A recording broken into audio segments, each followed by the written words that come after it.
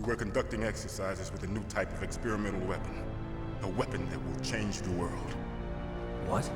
A weapon with the ability to launch a nuclear attack from any place on the face of the Earth. A nuclear-equipped walking battle tank.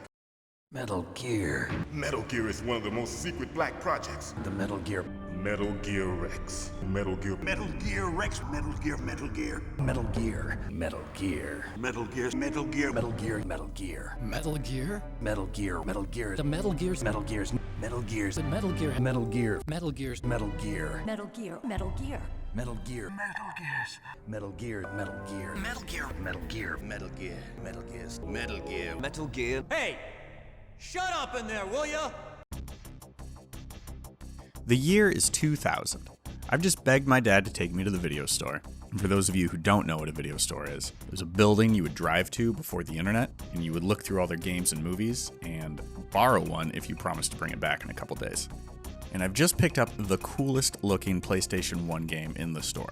I actually can't read what the title says because the font is so cool, but on the back, it says something about like spies or espionage or something like that.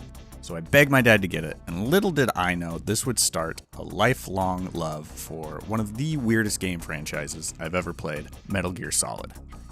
Also, going back to video stores real quick, I remember so in the front they had like all the normal stuff like Jingle All the Way and Jungle to Jungle, but in the back behind like a locked door, there was a room of porn, and you had to get a code from the front desk to go look at the porn. And I can't imagine anything more humiliating than asking for permission to look at porn.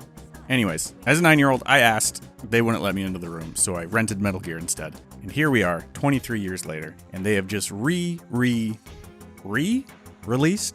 Metal Gear Solid for the Xbox. Released it for a lot of things, but we don't care about those things. We care about the Xbox. The Metal Gear Master Collection Volume 1?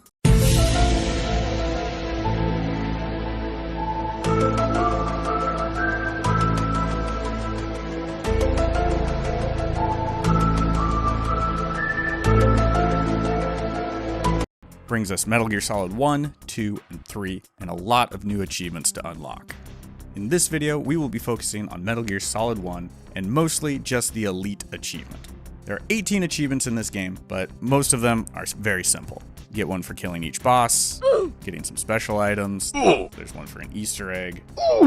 There is kind of a difficult one for completing all the VR missions. There are 300 missions, some of them are a little tricky, but honestly, this is just more tedious than anything else. So in this video, we will be focusing primarily on the achievement Elite, worth 80 gamer score for obtaining the Fox or Big Boss codename.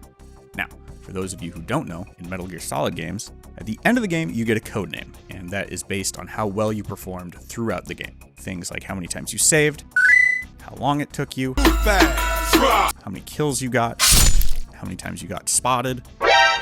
These all factor into giving you a codename at the end, and historically, Fox or Big Boss or Boss are the hardest codenames to get.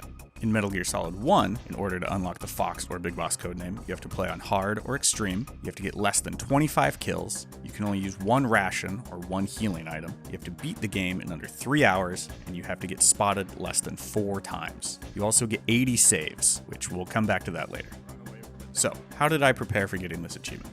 I just played the game through on normal. I had a great time, and it was really fun to relive some of these core memories I developed as a kid.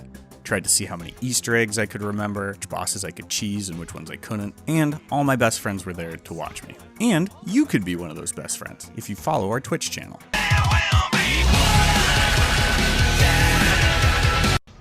So with a normal playthrough out of the way and a trip down memory lane completed, we were ready to get the Elite achievement. Now, this video is by no means a step-by-step guide on how to get this achievement. I'm just going to highlight some time-saving tips, some ways to get around bosses a little quicker, some stuff I found helpful. There are a million other videos that do a much better job of explaining these things than I do, but this is what I found the most helpful.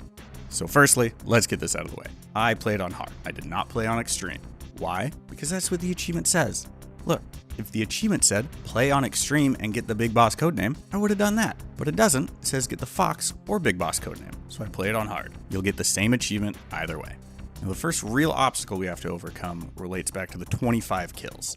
Early on in the game, when you break Meryl out of prison, a bunch of guards rush into the room. Snake and Meryl both team up to kill these guards. But remember, we only have 25 kills, so you really have to hedge your bets here because this is very early on in the game, and if you kill too many, you're actually going to set yourself up for failure later on in the game. So do what you can to make sure Meryl kills as many guards as she can, but not at the cost of your own life. After Meryl runs away from you for some reason, it's really just running from boss room to boss room. We fight Ocelot, who can't shoot you if you stand here. We fight a tank, who can't shoot you if you stand here. Which, also, I'm no military genius, I'm no guerrilla warfare specialist, I'm not any kind of warfare specialist. But I don't think tanks are typically used to 1v1. I think they're used to fight like other tanks or blow up buildings. But hey, Liquid Snake seems like a smart guy, he knows what he's doing, I'll just assume he knows something I don't. Now we have to fight Cyborg Ninja, aka Gray Fox. This is the first actually hard part of the game.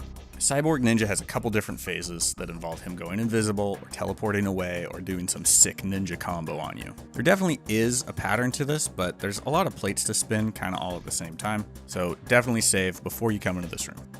Chaff grenades are a game changer in this fight. You can't throw too many, he eventually becomes immune to them. Also, I'm like 99% sure you do more damage with a pistol in your hand when you melee. Also, Gray Fox says this dumb thing at the beginning of the fight.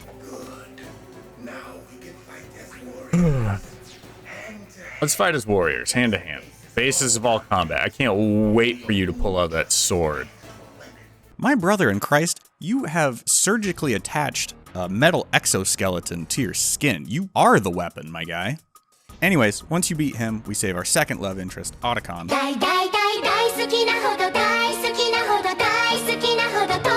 We now have to find Meryl, and we find her because she has a really nice butt, and she will take us to the Psycho Mantis room. Psycho Mantis also possesses her at this point, and I gotta tell you, as a kid, this did something for me. I think this is maybe where my love of redheads came from. I'm not gonna analyze it too much though.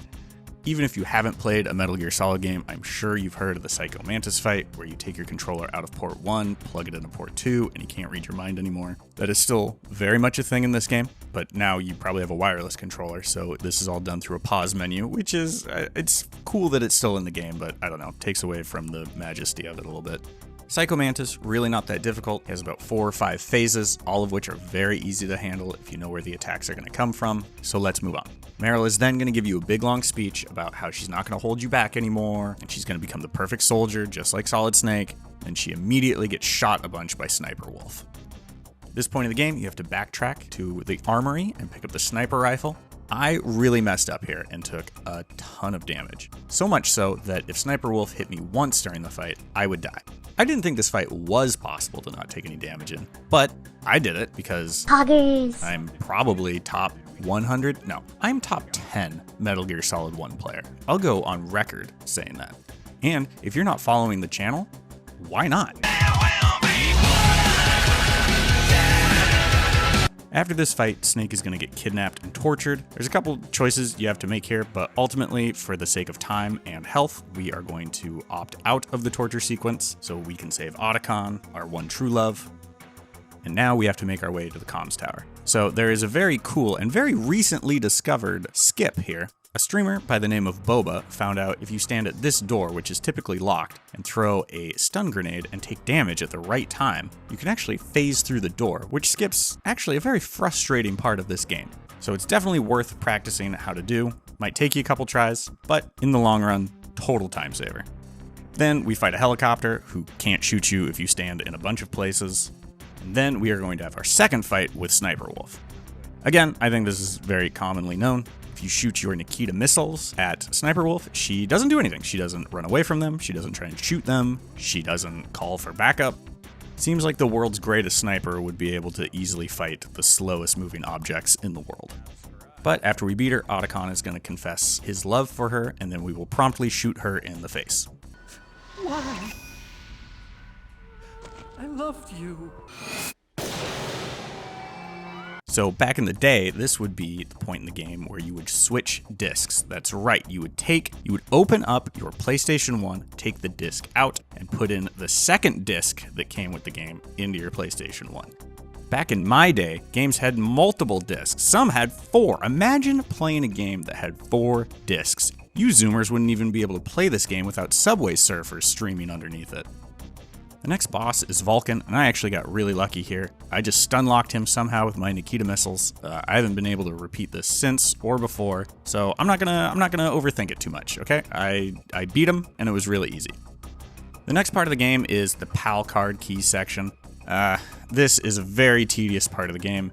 You have a key and it changes shape depending on the temperatures that it's in. So we have to backtrack to a cold room and then a hot room. We'll be coming through these rooms a lot and it's really not difficult. It just takes a long time and you learn a lot about the story if you're into that sort of thing.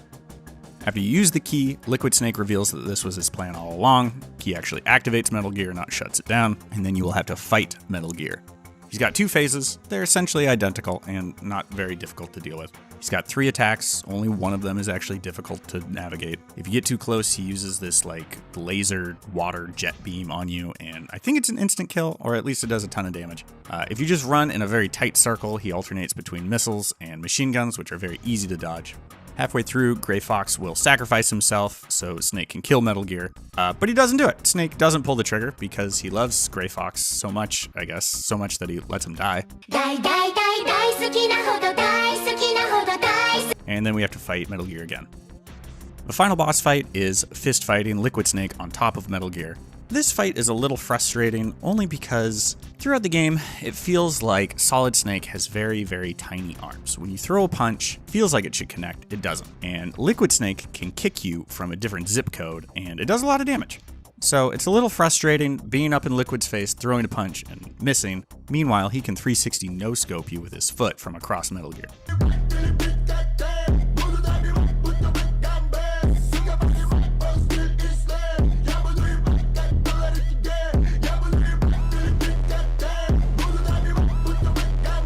Anyways, when you knock him off, we will start the final bit of this game, which is just a rail shooter. It's also where we're going to use our 1 healing item because we will take a lot of damage and we will kill a lot of guards here too.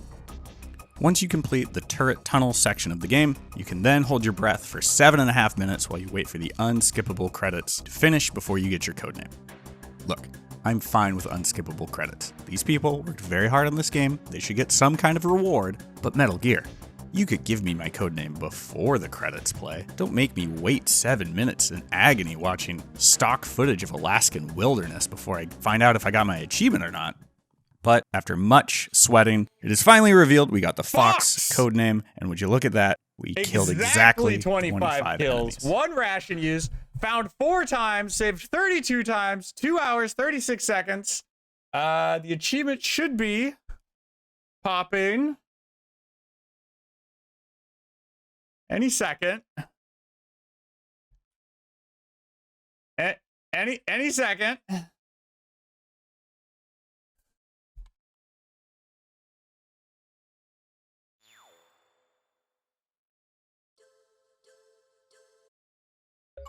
Yeah, let's go. Elite 80 gamer score.